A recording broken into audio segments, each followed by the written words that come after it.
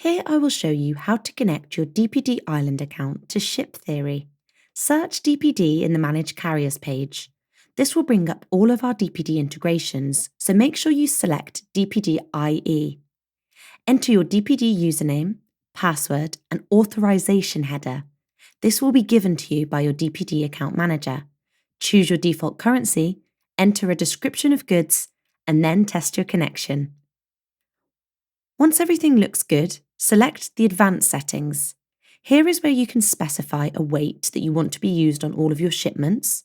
You can choose your delivery notifications, select any alternate delivery options like letterbox or neighbour.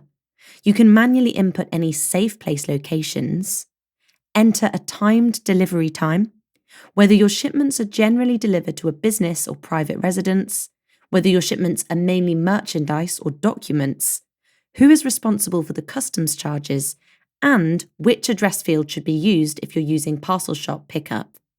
And there you have it. Once you've filled out all of this, you're live and ready to start shipping with DPD Ireland and Shiptheory.